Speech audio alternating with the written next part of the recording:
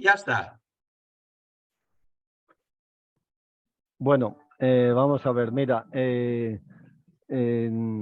esta semana ha habido un montón de gente que me ha sugerido todo tipo de cosas, ¿no?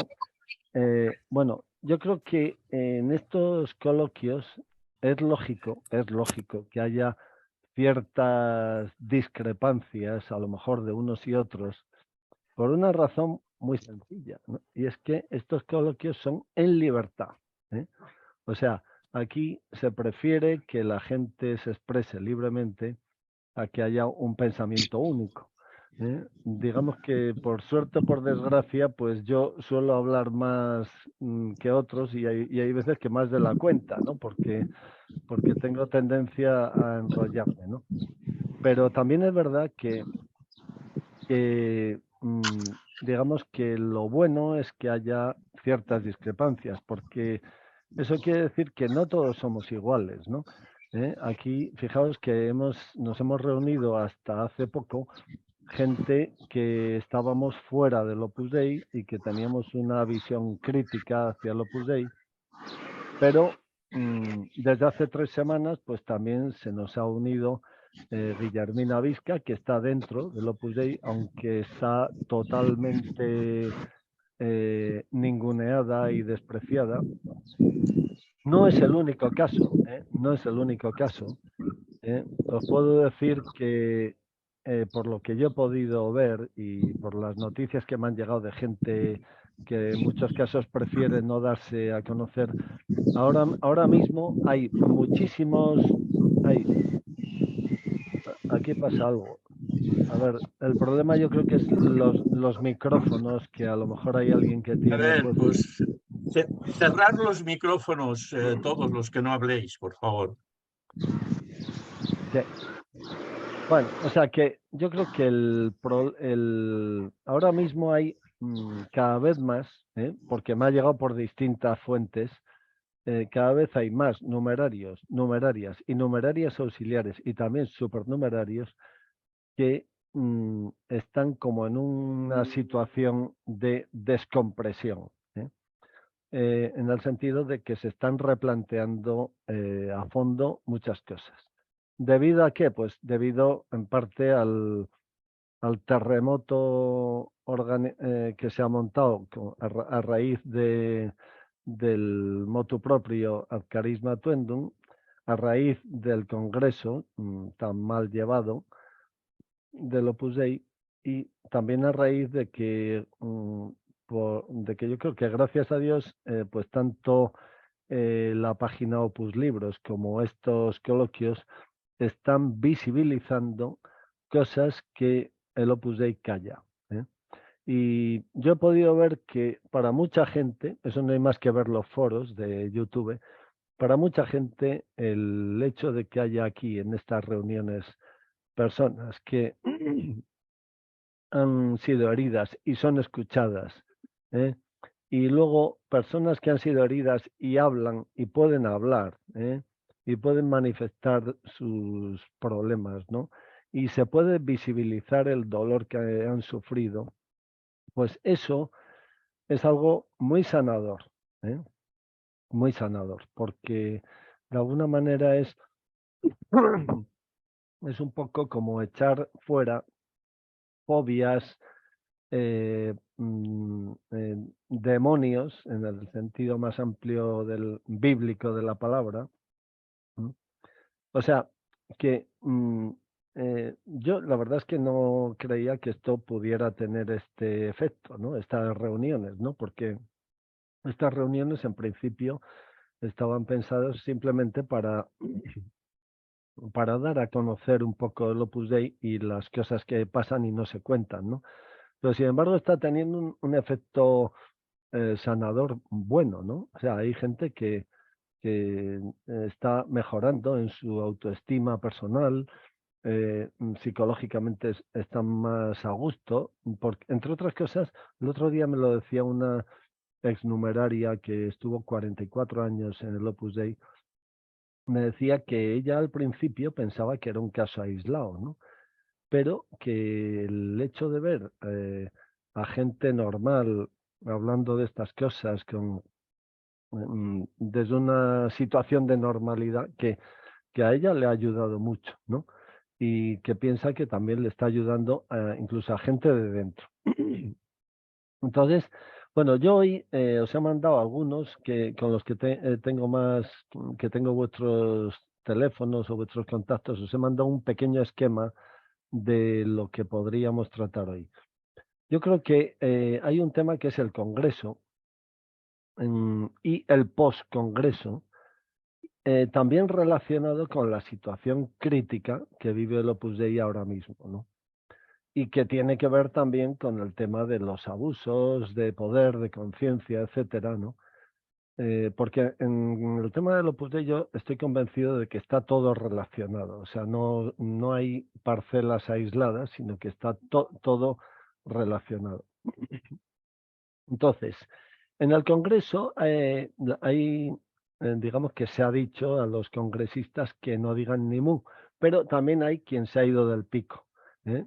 Y en la era de Internet todo llega, todo termina llegando, ¿no?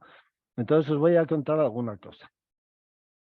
En el Congreso, como sabéis, se reunieron por una parte los hombres y por otra parte las mujeres. Los trabajos previos del Congreso consistieron en ir elaborando un paquete de artículos de los estatutos susceptibles de modificación. Claro, entonces, vamos a ver. Si os acordáis, en uno de los mensajes últimos, Ocariz dijo que este congreso se remitiría a tratar sobre la modificación de algunos artículos de los estatutos y quedaría para otro congreso ordinario del año 2025 otros temas diferentes, pero relacionados, pero que tendrían un tratamiento posterior. Claro, lo que el Papa les ha pedido, mejor dicho, les ha exigido, es modificar los estatutos. El Papa no ha dicho que tenga que ser en un congreso, pero también es verdad que acudiendo al derecho propio del Opus Dei, los estatutos se modifican en un congreso. Ese congreso, al ser un mandato del Papa, no requería el quórum especial que viene en los estatutos. Entonces, basta con un único congreso, no dos congresos ni tres en el mismo sentido, sino un único congreso, el que hará la propuesta de borrador.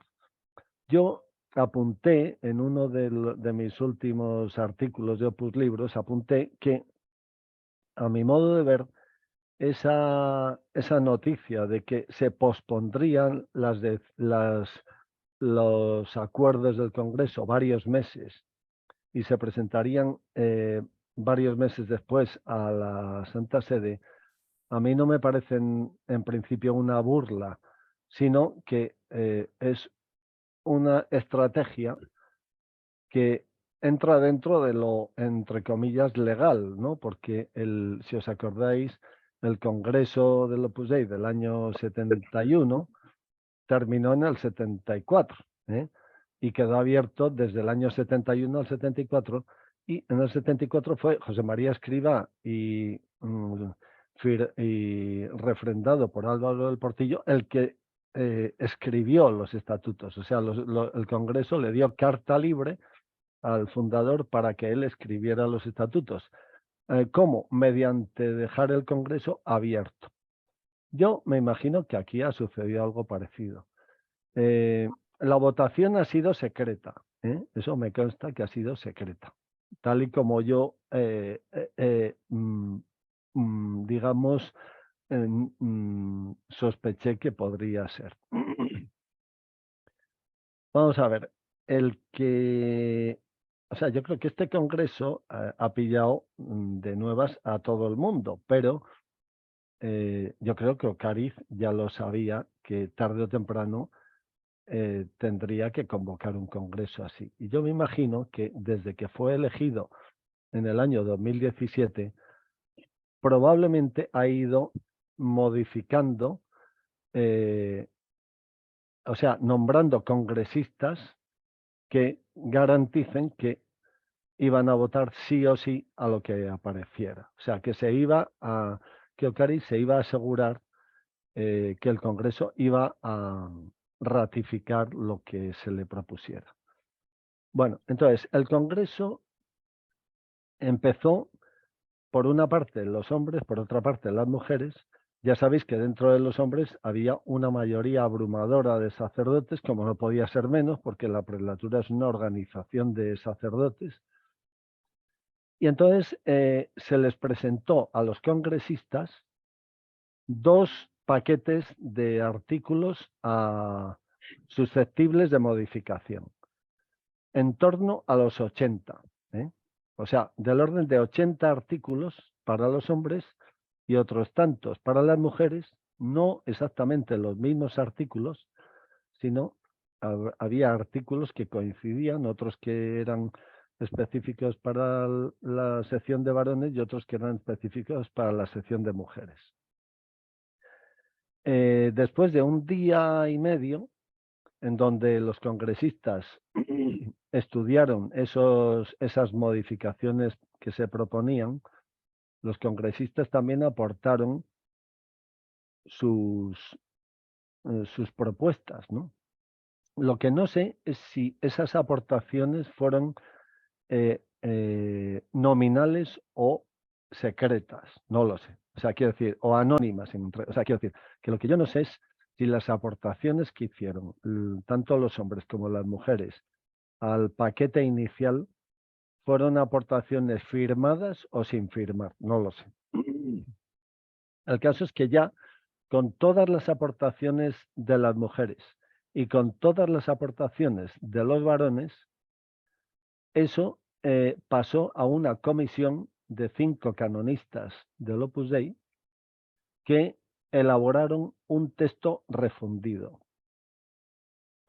Entonces, ese texto refundido es el que luego se sometió a votación secreta, simultánea, en las 2 secciones, a través de los teléfonos móviles, o sea, a través de alguna aplicación o lo que fuera, y a través de los teléfonos móviles. La votación salió afirmativa, pero ha habido bastantes abstenciones y un número que no lo sé, pero que también ha llamado la atención a varios congresistas, que no era la primera vez que acudían a un congreso del Opus Dei. También ha habido votos negativos. O sea, que lo que en el Opus Dei consideran la unidad, pues ya se ha tambaleado, porque incluso desde dentro del Congreso ha habido votos negativos y bastantes abstenciones. Lo que sea, se ha aprobado. Y hay 2 ideas que están fijas, que han quedado muy fijas en la mente de todos, y que son las siguientes. La primera idea es que el Papa no nos entiende. Y la segunda idea es defender a capa y espada la idea del Opus Dei como familia, del prelado como padre y del carácter vitalicio de este. Entonces, ahí nos vamos ahora al poscongreso. Antes de que se llevara a cabo el congreso, algunos ya sabíamos que el prelado iba a venir a Sevilla y también sabíamos que iba a venir a Valencia. Lo que yo no sabía es que también iba a ir a Galicia.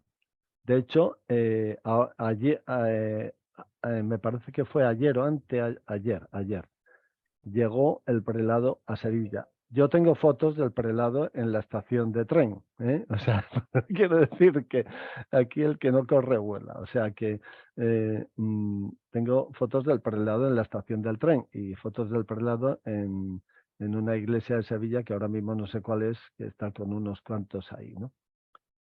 También sé que el prelado ayer por la noche, bueno, que se está alojando en la casa de retiros de Valparaíso, ¿no? Y que anoche tuvo una tertulia con numerarios y agregados que tengan hecha la fidelidad mayores, y se les dijo que la idea era que hablaran ellos y que no hablara él. Al parecer, por lo que me han contado, está bastante machacado, lo cual no me extraña porque, claro, lleva unos años de ir no al trote, sino al galope, ¿no? O sea, que quiero decir que la tensión que debe de tener eso, yo creo que le machaca a cualquiera, ¿no? Pero por lo que me han contado, está bastante machacado, ¿eh? Y yo me imagino que estará también un poco hasta los huevos de todo esto, ¿no? Porque, pero bueno, también es verdad que él se lo ha buscado, ¿no? O sea, aquí nadie está forzado, podía haber no aceptado cuando le nombraron y lo aceptó, él tiene lo que ha querido, ¿no? Bueno, el caso es que la idea de el Opus Dei como familia, la idea de la fraternidad, la idea de el prelado como padre, tal. Si os acordáis, el año pasado, cuando salió el motu proprio al Carisma Tuendum, Ocariz se apresuró en su primer mensaje a decir que, bueno, que ahora parece que la Santa Sede quiere que hagamos hincapié en el carisma en vez de en lo jerárquico y tal, y dijo una frase que la podéis ver porque estará colgada en ese mensaje. Decía que la idea es que el prelado sea más padre que prelado, ¿no? O sea que ya desde el primer momento de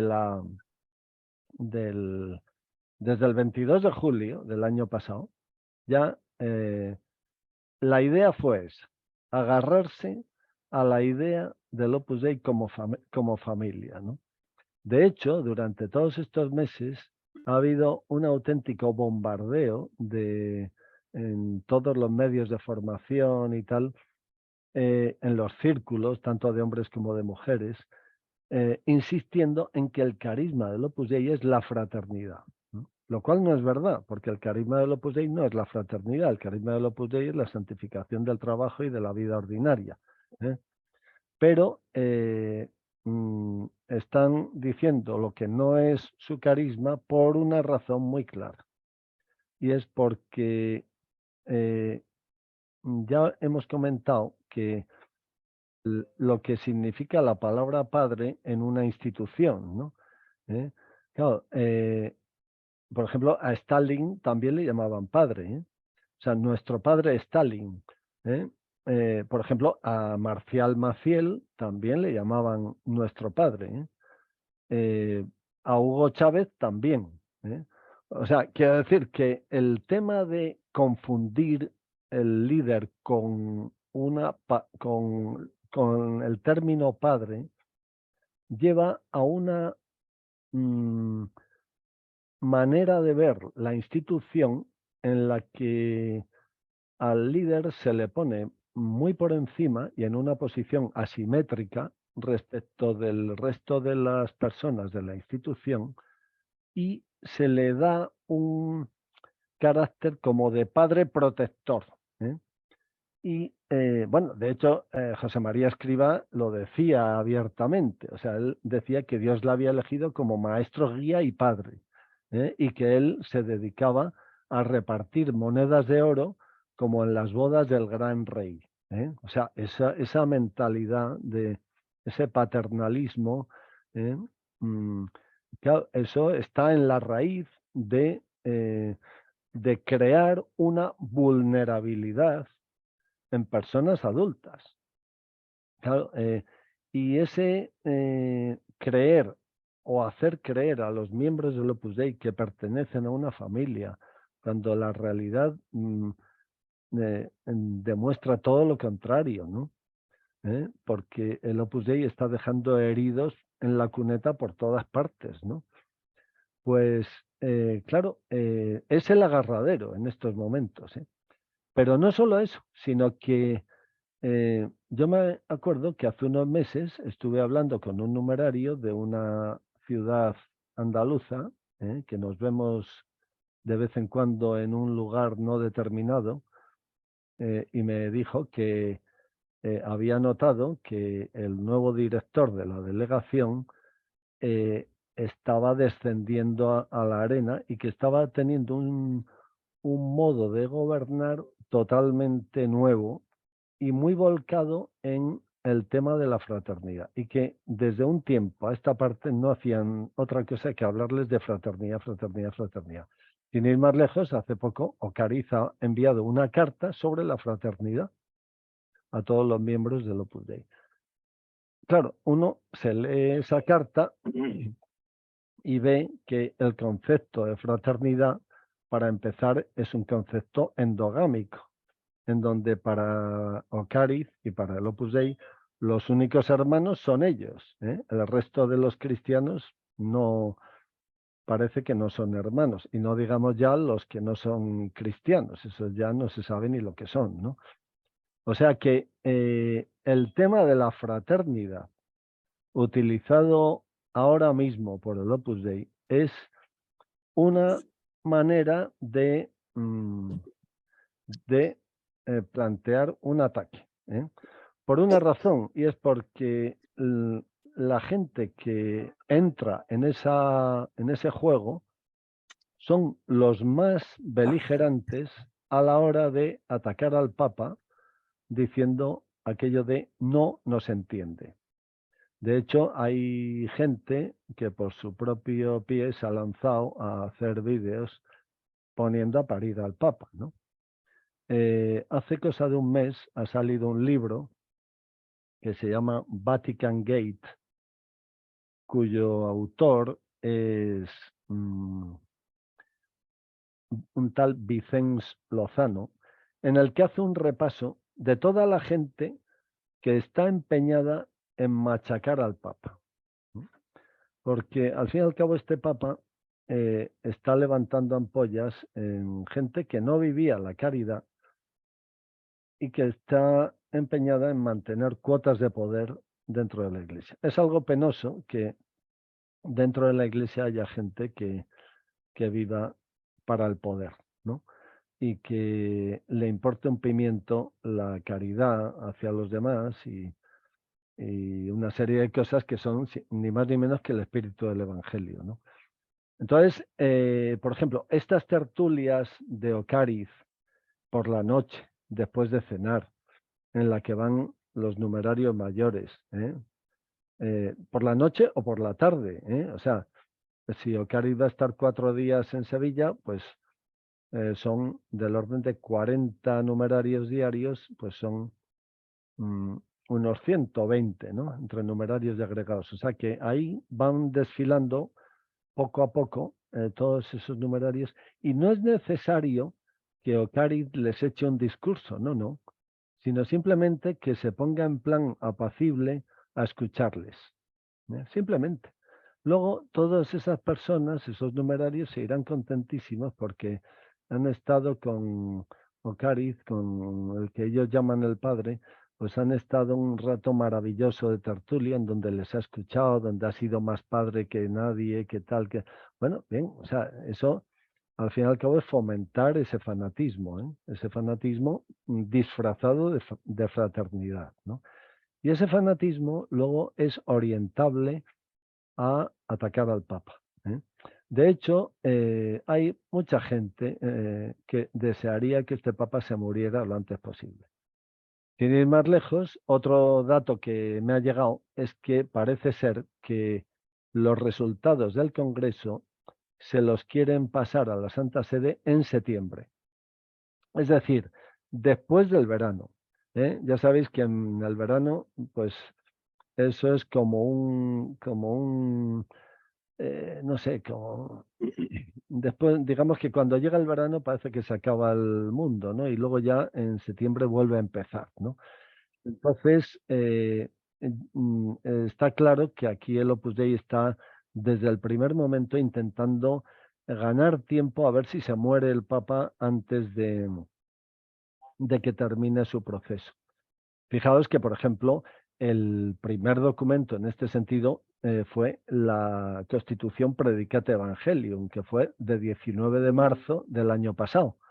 El segundo documento fue Ad Carisma Tuendum, que fue el 22 de julio. Oye, si el Papa el 22 de julio del 22 dice que hay que cambiar los estatutos y en verano del 23 todavía no le han mandado un borrador, oye, eso llamémosle como se quiera, pero eso es claramente una manera de dilatar las cosas, ¿no? El 29 de marzo pasado el Papa contrajo una enfermedad respiratoria que le llevó a ser internado en el Gemelli. El día 30, Ocariz mandó un mensajito de, no sé, de Semana Santa o de lo que fuera, en donde no se hacía eco de la situación del Papa.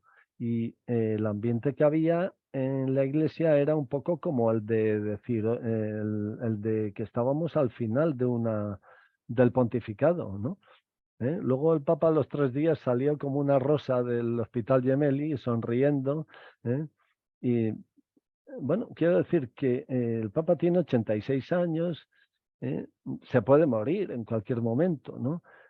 Y en el Opus Dei hay bastante gente que quiere que se muera, ¿eh? Y ese no nos entiende y ese recogerse entre ellos como una supuesta familia que, eso lo decía José María Escrivá, firme, compacta, segura. Eso, entonces, claro, eso es un intento a la desesperada de algo que están intentando defender, que es un poco como defender los últimos muebles que les quedan por defender. Estos viajes de Ocariz no son solamente para tener tertulias en pequeños grupitos con los numerarios y agregados, no. Estos viajes de Ocariz son viajes para apagar fuegos. La función principal del viaje de Ocariz, qué casualidad, que es un viaje por toda España, justo después del Congreso. Bueno, el motivo del viaje es que los vicarios, mientras Ocariz está teniendo tertulias... ¿Hay wifi acá? ¿Perdón? La palabra muy... Sí, no, lo que estaba diciendo es que el motivo de estos viajes es hacer política eclesiástica. ¿Por qué? Pues porque a mí me han llegado noticias de que mientras Ocariz estaba en Galicia pues de tertulia con unos y otros, los vicarios estaban perdiendo el culo visitando obispos. En concreto, Nacho Barrera visitó al obispo de Santiago, el otro tal, en fin, o sea que quiero decir que, y ahora en Sevilla, pues igual, o sea, estarán haciendo labor de pasillo con los obispos, porque se les viene encima algo complicado. Se les viene encima algo complicado porque, según apuntó el Papa en la entrevista que le hicieron hace cosa de mes y medio, el Papa en esa entrevista dijo en 2 ocasiones que el Opus Dei es una asociación de fieles. Perdón, Claro. Antonio, hay una persona que pide la palabra cuando quieras. Sí. MB. Sí. Bueno, termino esta idea y lo que quiero decir es que estos viajes están sirviendo para hacer labor de pasillo en España, por una razón muy sencilla, porque el Opus Dei, la mitad del Opus Dei está en España. Entonces, bueno, pues se trata de hacer labor de pasillo con los obispos españoles. Y lo del viaje es una excusa, pues, como todas, o sea, que cada vez que Ocariz va a un sitio, no es que vaya a tener un rato, entre comillas, con sus hijos, no, va a apagar fuegos. Y en concreto, ahora mismo el planteamiento es de hacer labor de pasillo con los obispos españoles, porque las relaciones del Opus Dei con los obispos van a cambiar.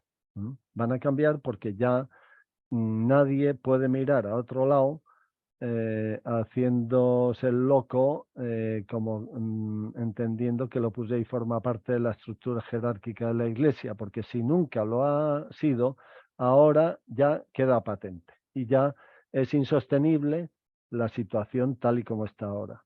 Por ejemplo, es muy dudoso que a partir de septiembre vaya a haber sagrarios en los centros del Opus Dei, porque en una asociación de fieles no hay sagrarios.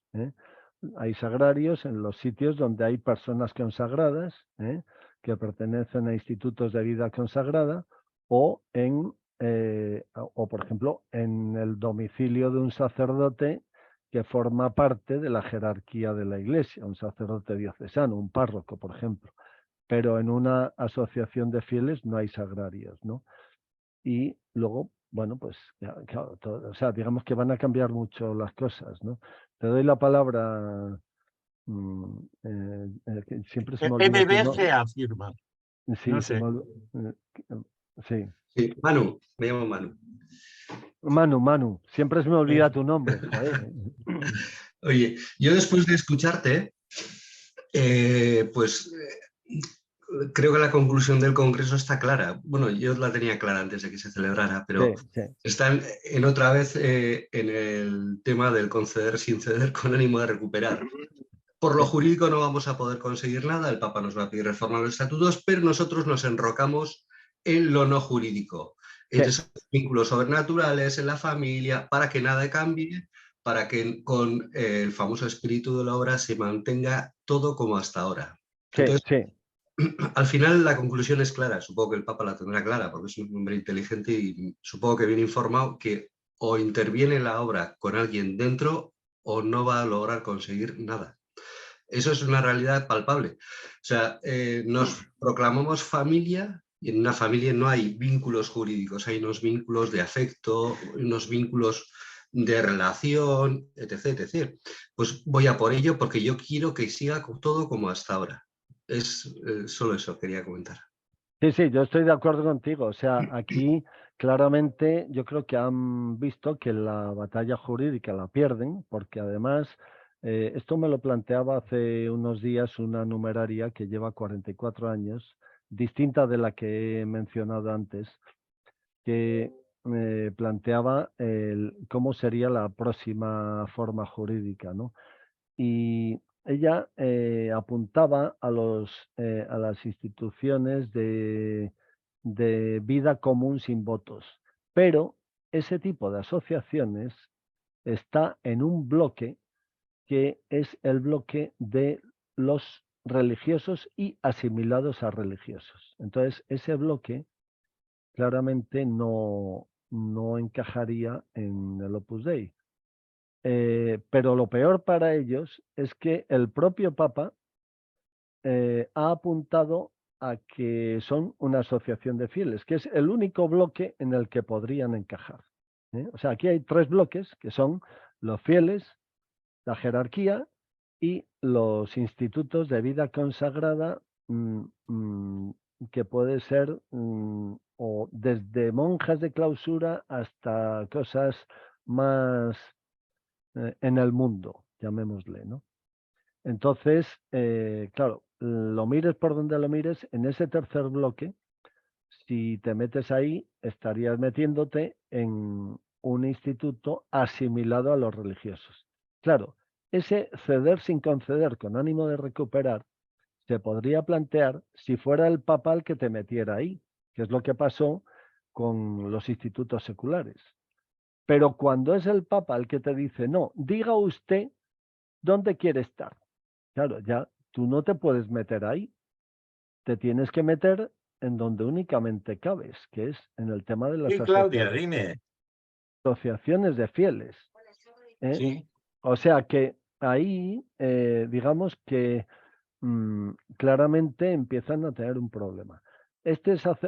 Hay un sacerdote numerario muy amigo mío que me dijo el otro día que claramente van a terminar como una asociación de fieles, los laicos me refiero, porque los curas van a seguir como prelatura. Pero claro, me decía que el problema que se ha planteado en el Congreso es cómo encajar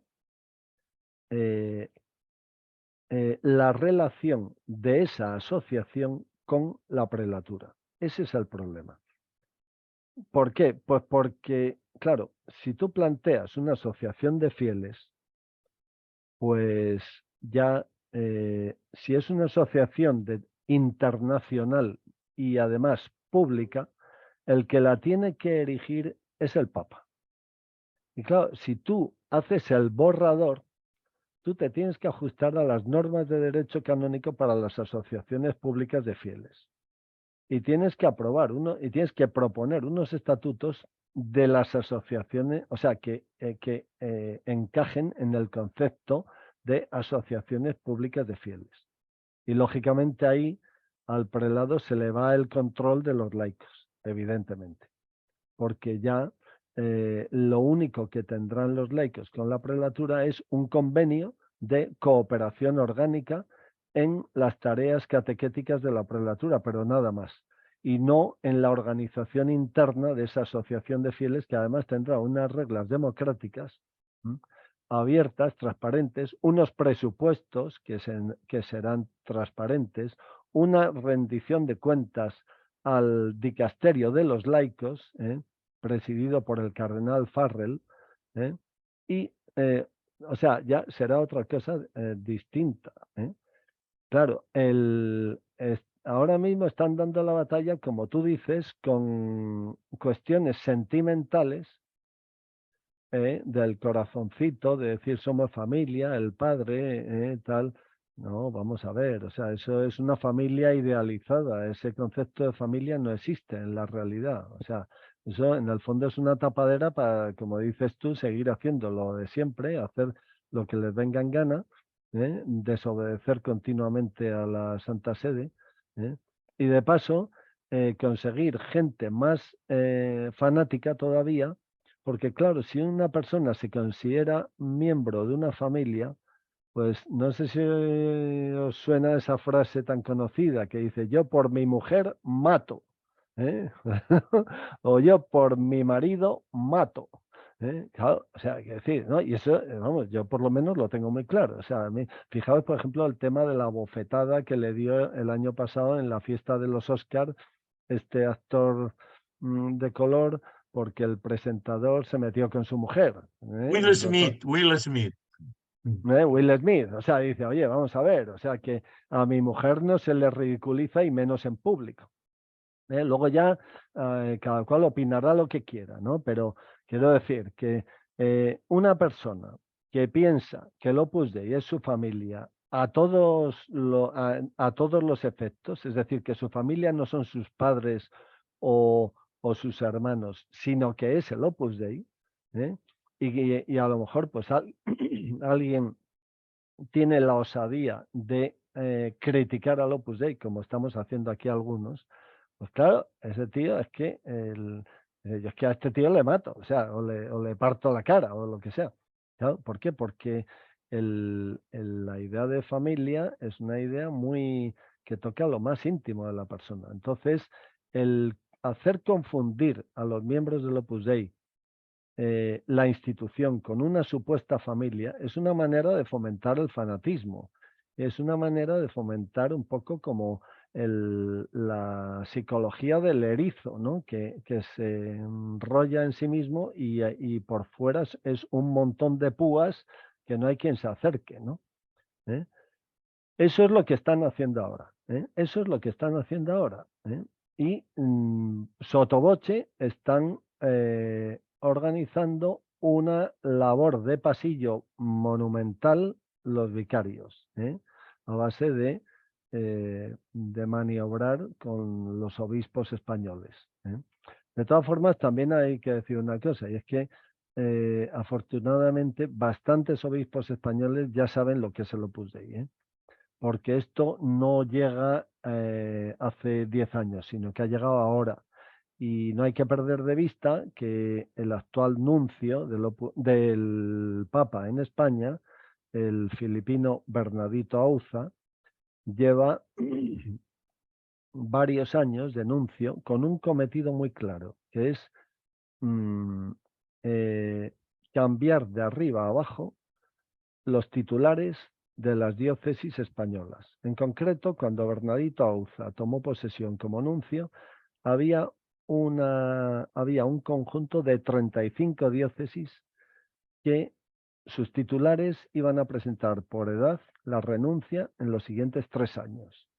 Y por tanto, todos los obispos que están siendo nombrados en España desde hace 3 años o 4, son obispos que ya son de otro sentir muy distinto al que había hace años, cuando el nuncio era Monseñor Tagliaferri, que era un fanático del Opus Dei.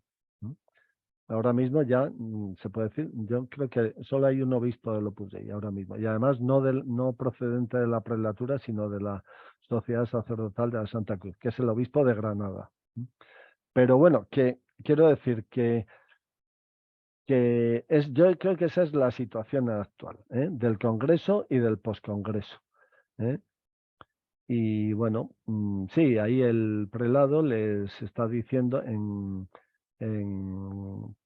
Galicia, les ha dicho que recen por los frutos del Congreso y que recen por la labor de San Rafael, porque está pasando dificultades por falta de compromiso.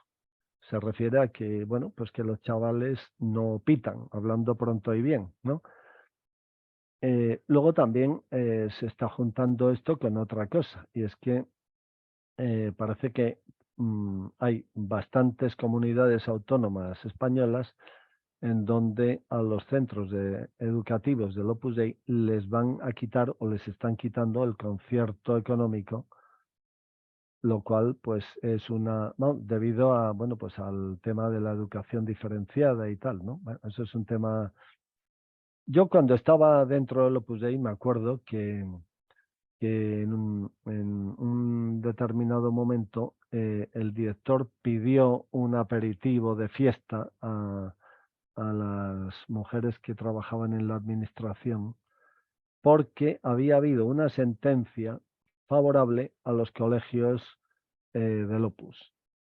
Y entonces yo, muy ingenuo de mí, dije, oye, vamos a ver, yo no estoy de acuerdo con eso, porque yo respeto que haya gente que prefiera la educación diferenciada, pero yo soy partidario de la coeducación. No sé por qué tenemos que celebrar en un centro del Opus Dei una determinada sentencia de unas sociedades que además el propio Opus Dei dice que no tienen nada que ver con el Opus Dei, sino que son sociedades educativas independientes.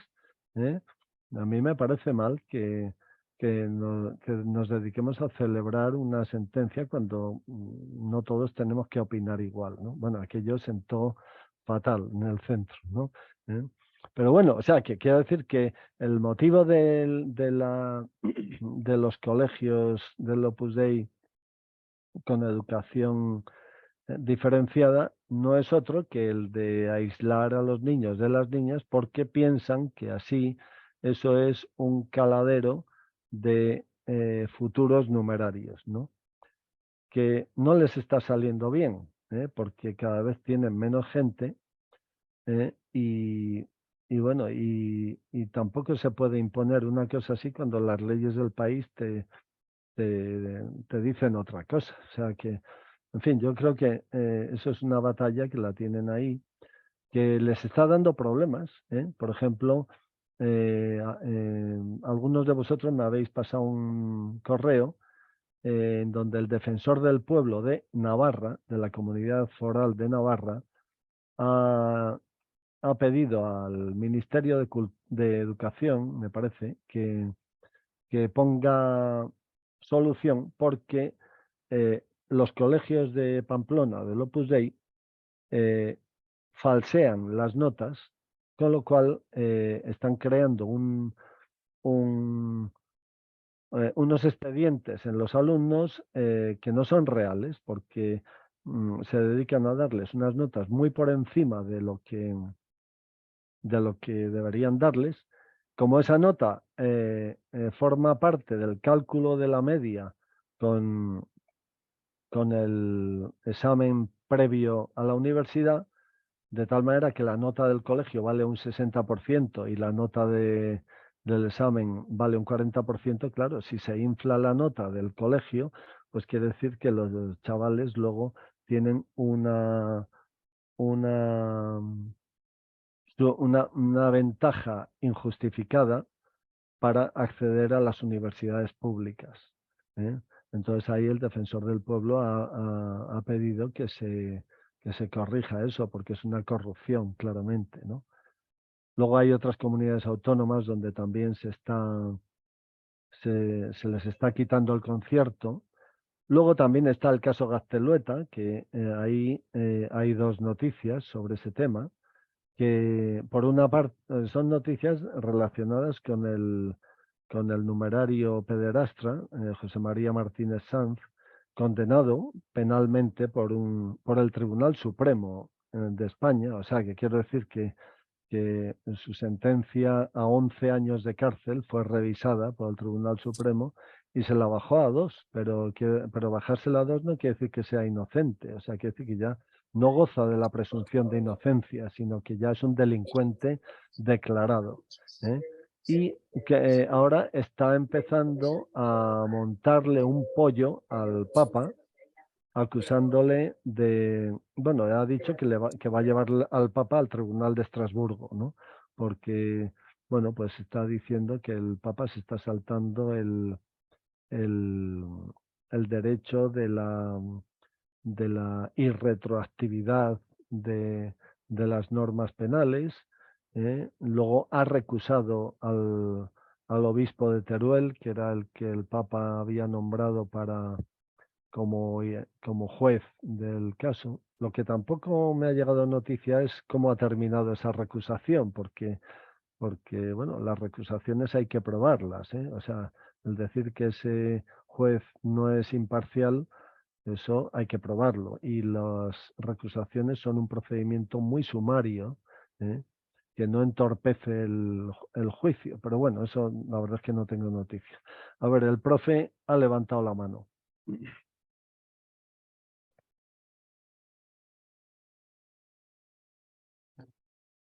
O sea, pone el micro, profe.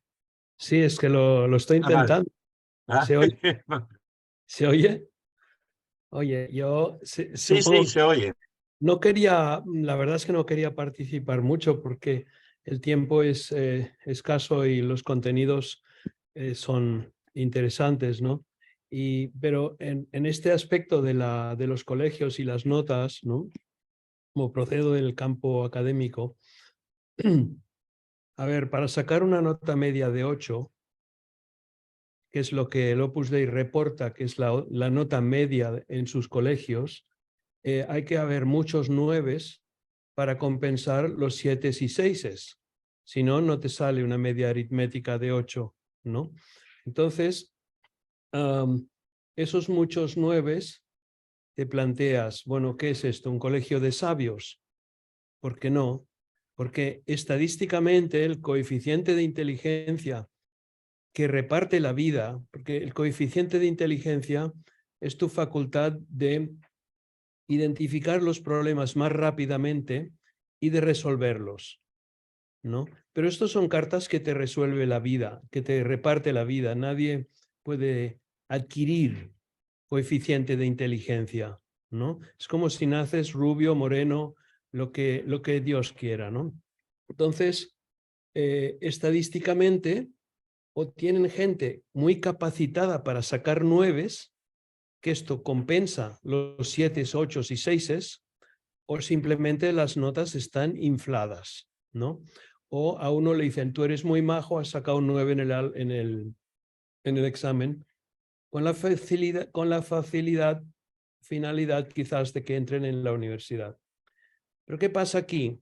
Seamos éticos, ¿no? A una persona no le haces ningún favor dándole más nota de la que se merece. Al revés, le estás perjudicando. Hay muchos estudios en estos aspectos, porque cuanto antes uno conozca la realidad de su coeficiente de inteligencia, conoce sus competencias mejor, sus competencias personales, ¿no?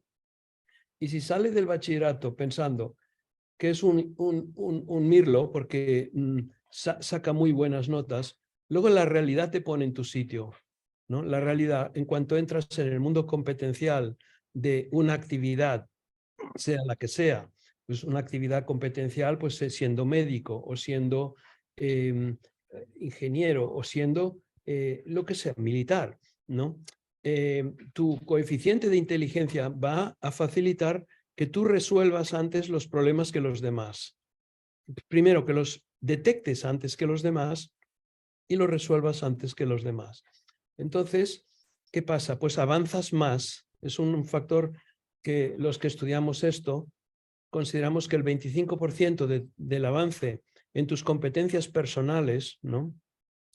Tus habilidades personales en el trabajo, se debe al coeficiente de inteligencia. Esto es algo que te reparte la vida. No es algo que tú adquieres estudiando mucho, ¿no?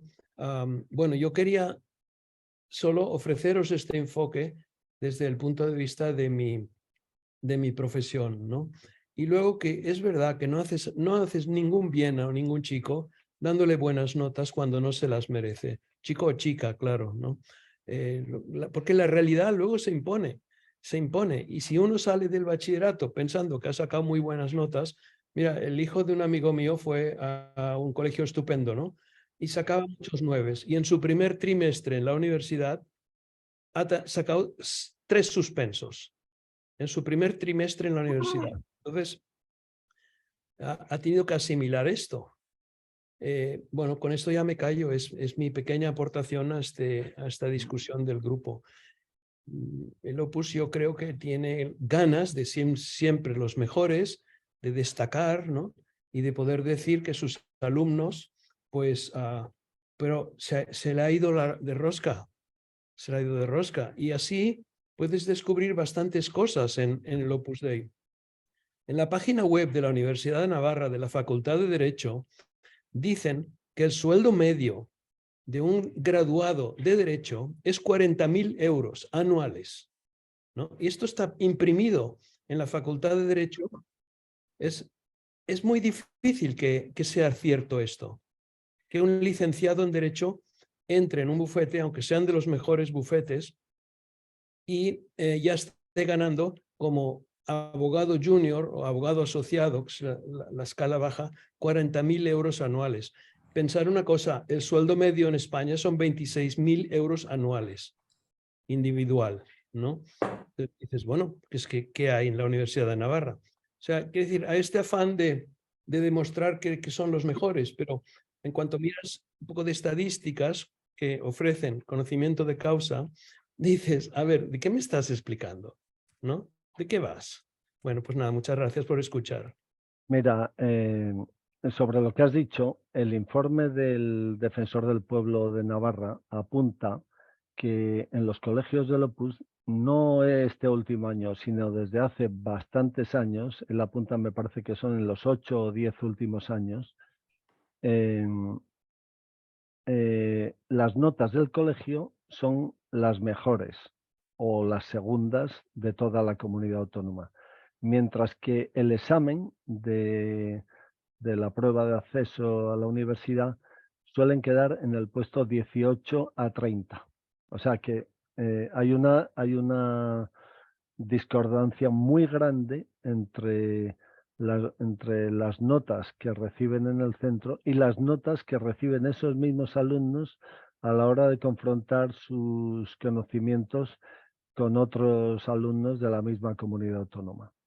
Bueno, esto era un tema, pero yo creo que hay otro tema muy interesante en el día de hoy que yo no querría que quedara sin tocar, que es el tema que sobre todo ha habido algunos de vosotros, como Gianfranco, o Carmen Charo, o Claudia, o en fin, que lo habéis planteado y también que lo han planteado gente, bueno, y Elena también, ¿no? O sea, es un tema que lo han planteado también bastante gente en los foros, ¿no? Y que yo os he circulado un escrito antes de esta reunión, porque me parece que es un tema interesante. Me refiero a que estas reuniones yo creo que están siendo muy positivas en la medida en que son como un desahogo para muchas personas heridas, ¿no? Para experimentar una mejoría en una mejoría personal, ¿no? De decir, oye, pues me siento más feliz, ¿no? Me siento mejor asistiendo a estas reuniones o simplemente viendo estos vídeos de YouTube. Aquí ninguno tenemos ningún mérito personal. El único secreto de estas reuniones es que son reuniones basadas en la libertad, ¿eh? En que cada cual dice lo que libremente quiere decir, sin ningún tipo de censura previa y simplemente con el respeto a las personas, ¿eh? O sea, aquí no nos dedicamos a insultar a nadie del Opus Dei ni de fuera del Opus Dei. O sea, y como he dicho al principio, pues hay una cierta discrepancia entre unos y otros porque la verdad es que tenemos unas procedencias muy distintas, ¿no? Y luego, dentro de los que nos hemos ido del Opus Dei, no nos hemos ido del Opus Dei todos de la misma manera, sino que se puede decir que cada cual es un mundo, ¿no? Y luego, pues el hecho de que hace poco se nos uniera Guillermina, pues es un buen acontecimiento, porque quiere decir, pues que hay gente, hay hay gente del Opus Dei ahora mismo que nos ven, ¿eh? De todos esos que no se les ve la cara, pues muchos de ellos son gente del Opus Dei, ¿eh? Pero ha habido una noticia buena y es que Guillermina pues ha dado la cara. Hay gente que a lo mejor no ha encajado muy bien que Guillermina apareciera, pero yo creo que ahí también todos tenemos que hacer un ejercicio de tolerancia y de entender que no todos tenemos la misma manera de ver las cosas, ¿no?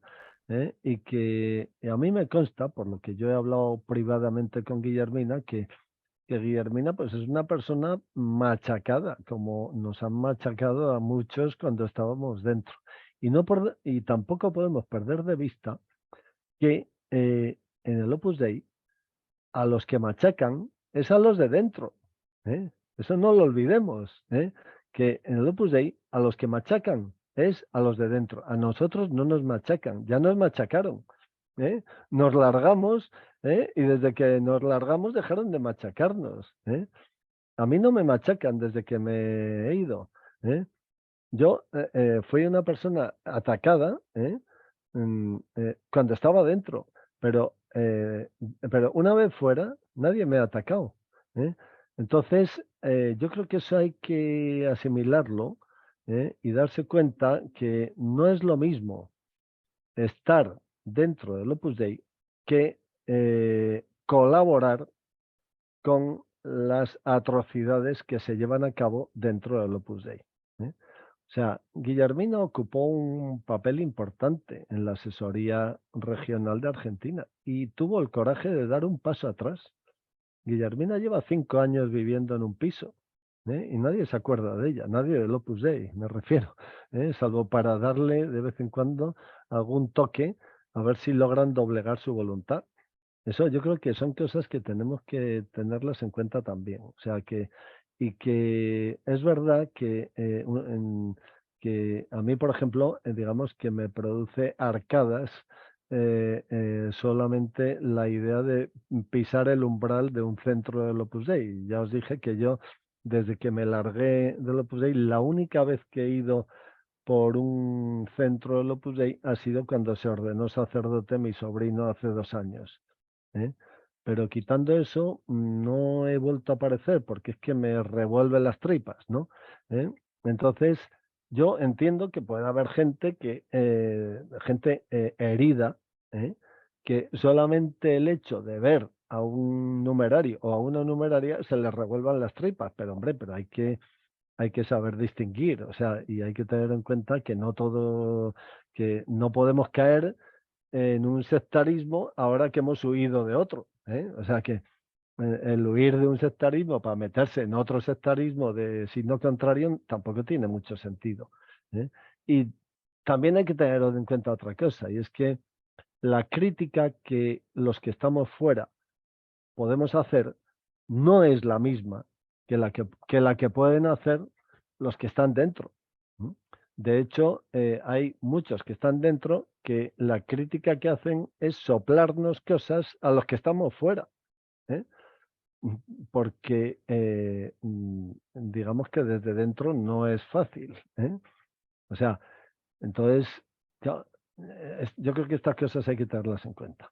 Y dicho esto, yo en el escrito ese que os he mandado, yo ahí lo que sí pienso que es muy importante, y que es lo fundamental, y que es lo que el jesuita Hans Zollner tiene muy claro y lo viene diciendo una y otra vez a nivel individual y desde la Universidad de Georgetown, donde es catedrático, pues es la idea tan sencilla de que en todo este tinglao lo principal son las víctimas. Lo principal son las víctimas. Me da igual que sean de dentro, de fuera, pero lo principal son las víctimas.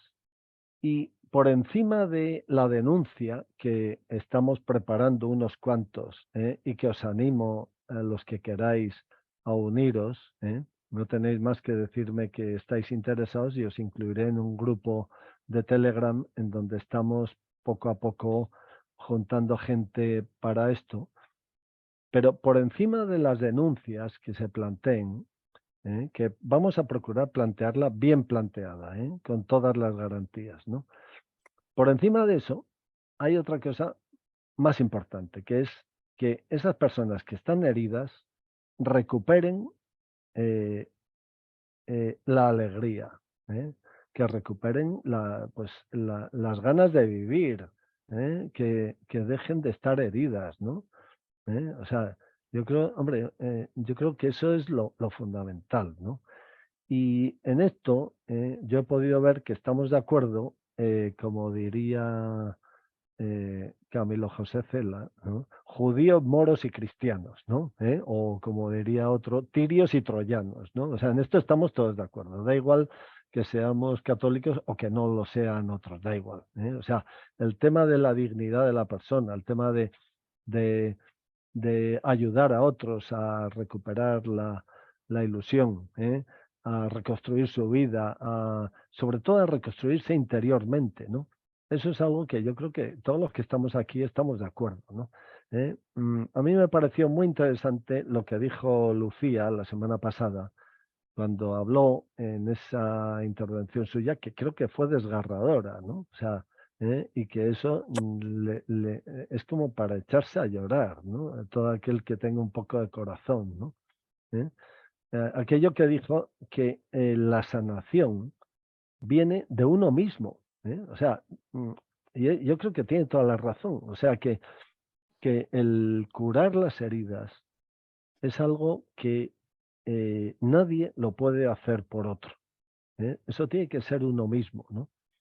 Ahora bien, yo creo que lo que sí está en nuestra mano es el ofrecer herramientas, ¿no?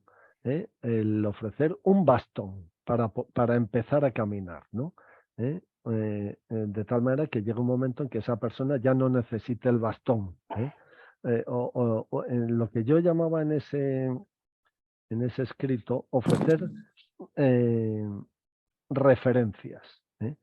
Yo creo que una de las causas de que haya gente herida en el Opus Dei es la moral tan estrecha, la falta de formación, el dirigismo cultural que se practica dentro del Opus Dei, el meter a la gente en un invernadero del que, o sea, de tal manera que no saben lo que pasa por otro lado, ¿no? Entonces, yo creo que el abrirse al exterior es algo que de por sí es sanador. El que haya gente que vea estos vídeos sin que nosotros hagamos ninguna cosa en especial, ya a mucha gente le está ayudando. ¿Por qué? Pues simplemente porque somos gente normal que está teniendo una conversación normal, en libertad. Entonces, yo creo que el ofrecer recursos, ofrecer referencias, a mí me parece muy interesante. Entonces, yo me había apuntado unas cuantas referencias y os invito a lo mejor pues a que la semana que viene, pues todo aquel que quiera aporte referencias. Más que referencias, referentes, o sea, cosas que sean un referente que no sea para ser copiado, pero sí para tomarlo como una referencia. Por ejemplo, voy a mencionar un referente, que yo como soy católico, pues para mí es un referente bueno.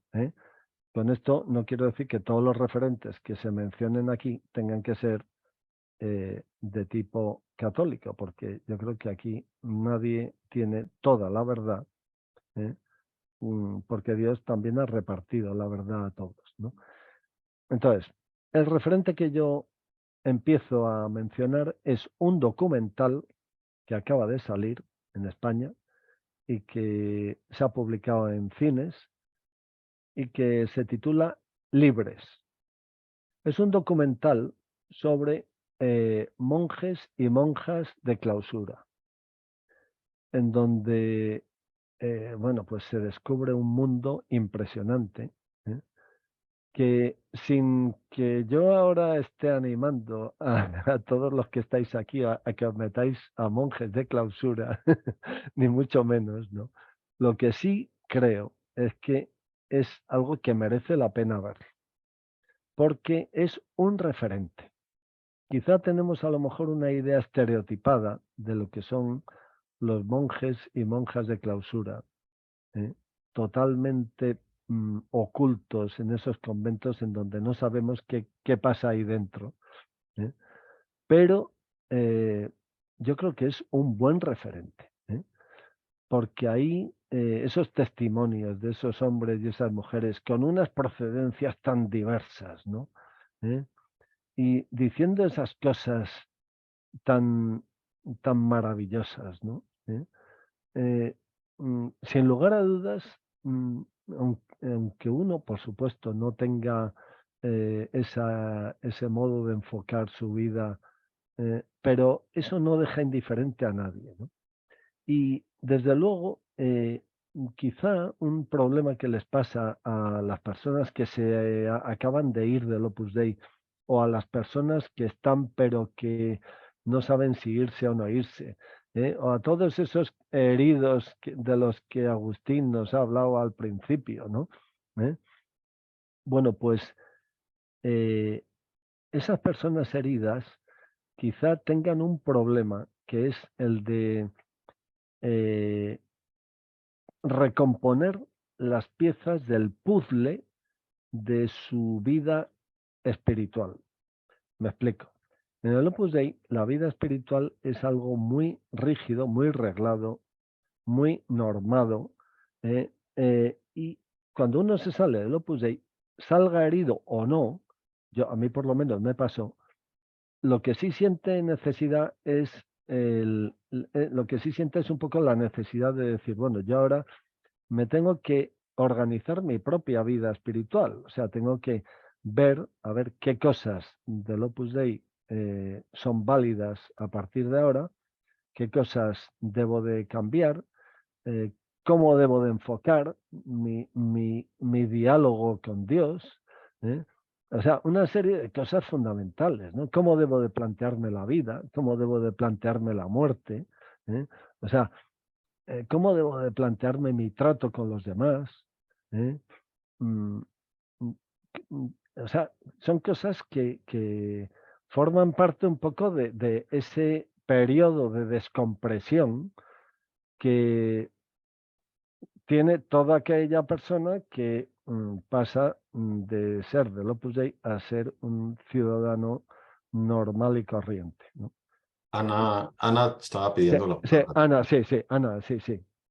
Bueno, eso era lo que quería decir. Lo que he mencionado, ese documental es un primer referente. Tengo más, pero prefiero que habléis vosotros y luego, pues si da tiempo, comento algún referente más. Antonio, estoy de acuerdo contigo en todo lo que has dicho y quería matizar una cosa. Estoy completamente de acuerdo contigo en lo de Guillermina. Creo que si a mí me hubiera pasado lo que le está pasando a Guillermina, yo sería una de las que me quedo. Y salvo lo que hay que salvar, porque la idea es muy bonita, la práctica es espeluznante. Pero me quedaría para salvar lo que se pueda salvar. Y se cambia el reglamento, no los estatutos, el reglamento. No. Y las tonterías. No. Y Guillermina, yo la apoyo totalmente, la entiendo, tiene que ser durísimo lo que está pasando ahora mismo a ella, porque ella sigue dentro, pero prácticamente está fuera, porque está en un... Entonces, que nos demos cuenta de eso. Yo conozco a una persona que ha sido numeraria, está herida, no herida, está hecha puré y está en el psiquiatra y está fuera de juego. O sea, incapacidad total de todo. Espero que me suena aquí un teléfono que no sé qué es. Bueno, es espantoso el daño, porque el daño es porque os han tocado la conciencia. En el momento en que alguien toca, cuelga el teléfono, esperar un momento.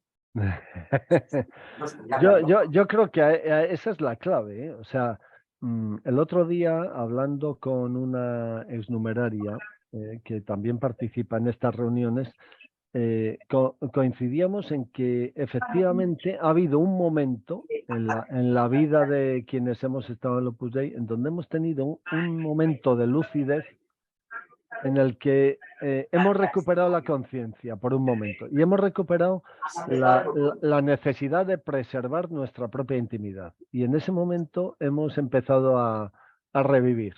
Perdona, Ana, sigue.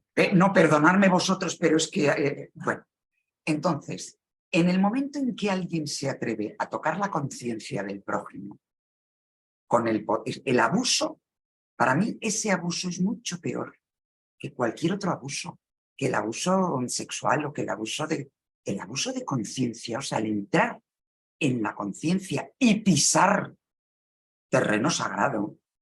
Sí. Eso es lo que destroza psicológicamente a las personas, porque además nos muestran. Claro, yo entré en el Opus Tayudita, entonces yo dije, no, el Dios que yo conozco no es este. Dios no está con un palo a ver cuándo la cago para que me ve. No, Dios me ama pues como soy. Entonces, el tema de la conciencia, yo no sé eso, qué tratamiento tiene. Creo que este foro que has abierto es muy sanador, Antonio.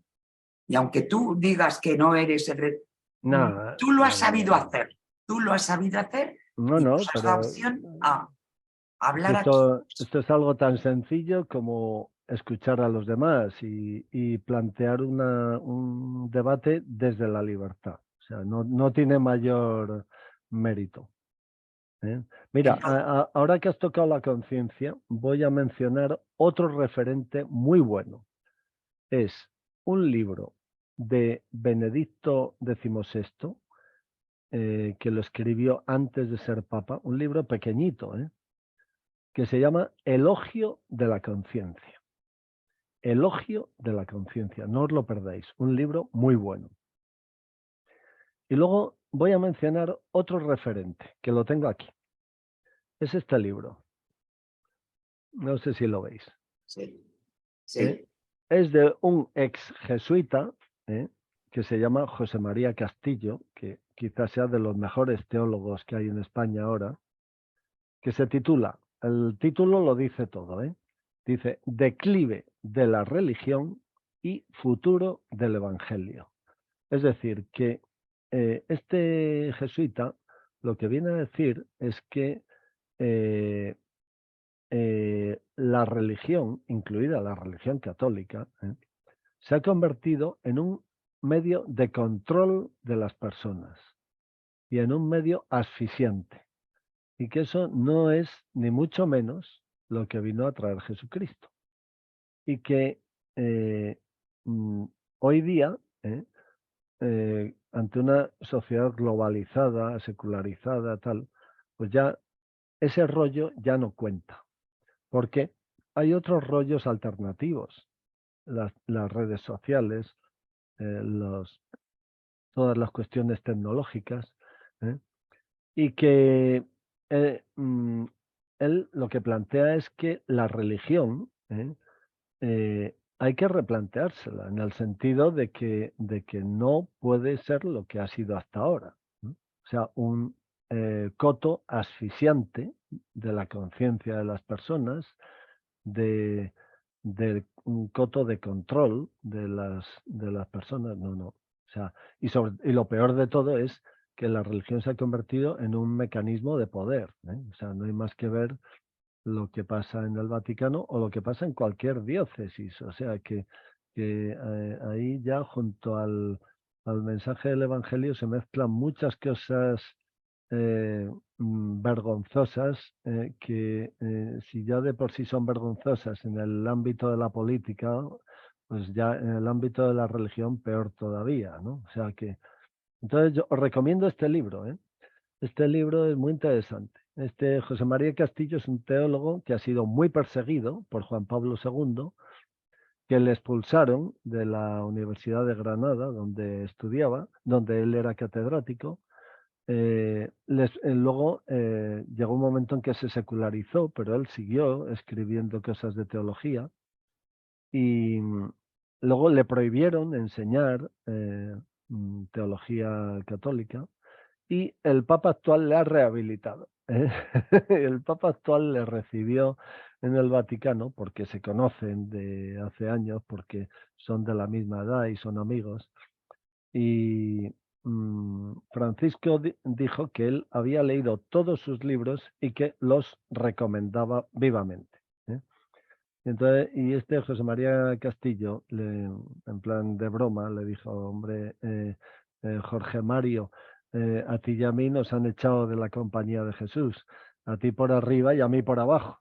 O sea que un poco, bueno, sin ir más lejos, el propio Papa, siendo sacerdote jesuita, hubo un momento en que llegó a padecer el ostracismo más cruel dentro de la Compañía de Jesús, hasta el punto de que lo tenían arrinconado en la ciudad de Córdoba, de Argentina, y de ahí inesperadamente fue rescatado por el arzobispo de Buenos Aires, Quarrafino, que a espaldas de Bergoglio movió Roma con Santiago, nunca mejor dicho, y un buen día quedó con él el nuncio del Papa en Argentina para charlar sobre unas cosas en el aeropuerto de Córdoba.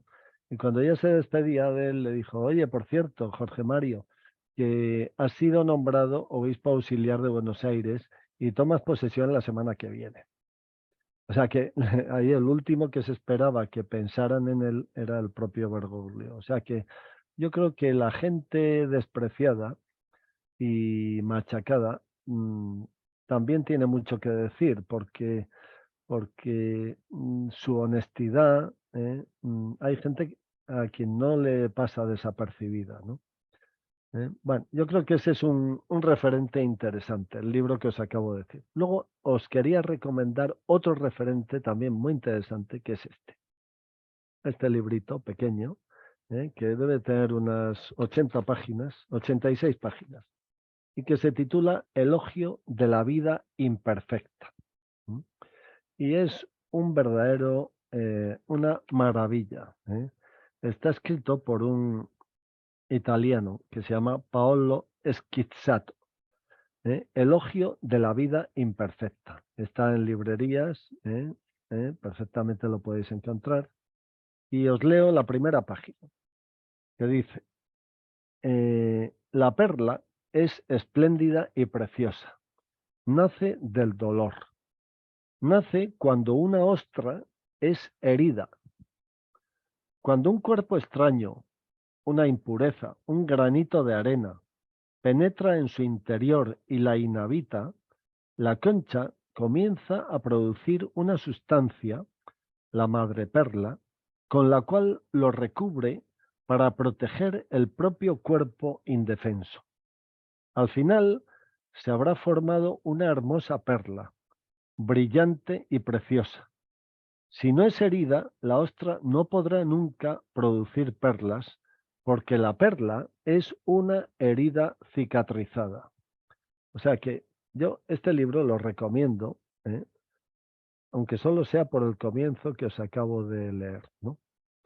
Luego, dentro de estos referentes, y ya estamos acabando, querría comentaros un autor que lo mencionó Guillermina el otro día, y que creo que es un autor al que hay que prestarle una especial atención, que se llama Luigino Bruni.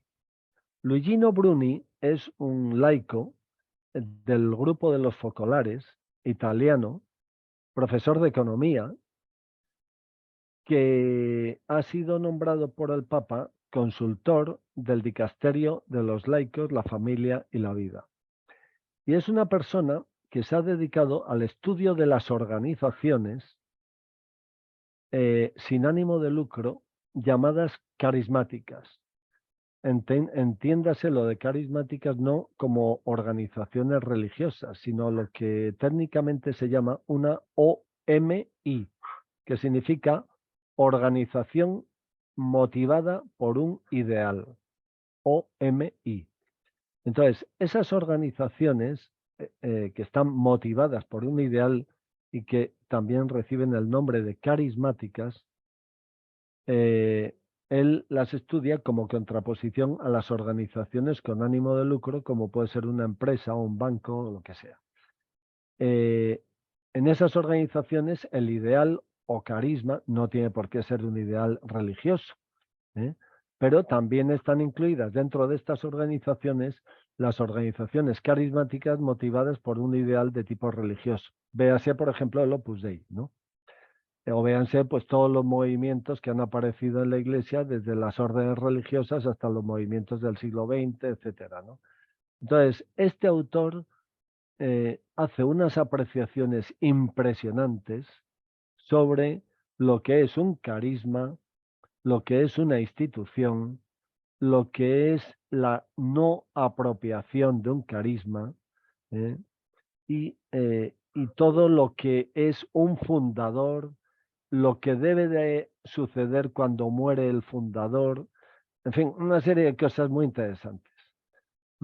Le cedo la palabra a Carmen, que lleva pidiendo el Perdonad, turno. pero pues, Carmen Charo, lo siento, pero queda muy poco tiempo, ¿eh? Sí, Bueno, solo quiero leer lo que pide Diego, que le pide Antonio, si nos puede pasar el enlace de las jornadas PPC sobre abusos.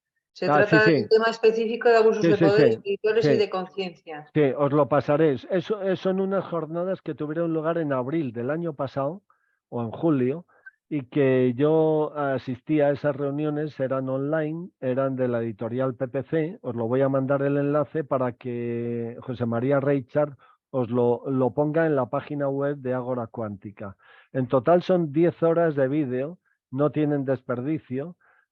Y a cuál mejor. También ahí se habla del Opus Dei, ahí interviene Hans Zollner, también interviene el grupo Repara, que es una iniciativa del arzobispo de Madrid, Monseñor Osoro, para cuidar a las personas heridas dentro de la Iglesia. Son 10 horas de vídeo que no tienen desperdicio, fue una jornada maravillosa, y yo creo que eso es un referente importante. Sí. Esto es más largo que lo que el viento se llevó, ¿eh? Madre de Dios. Sí, bueno, bien, ¿no? Pero quiero decir que, oye... Se lo llevó el viento. Yo creo que hay que darle referentes a la gente. Dice, oye, Claro, sí, hombre, sí. si hay gente que está herida, pues a lo mejor no Ya. necesariamente todos tienen que apuntarse a todo, ¿eh? Ya. Pero Bueno. desde el documental sobre los monjes hasta lo del vídeo o los libros que he recomendado o otras cosas que vosotros mismos podáis aportar. Sin ir más lejos, el que ha sido nombrado Premio Príncipe de Asturias de este año, que se llama Sí, muy bien, muy bien. Nuccio Ordine, Sí, no os lo exacto. perdáis. Sí, Tiene sí, sí. tres libros Bueno. impresionantes. Nuccio Ordini. Sí, No sé sí, cómo es te da la verdad. vida, Antonio. Yo no sé cómo te da la vida. No, joder, es que No duermes. Bueno, me duermo después de comer.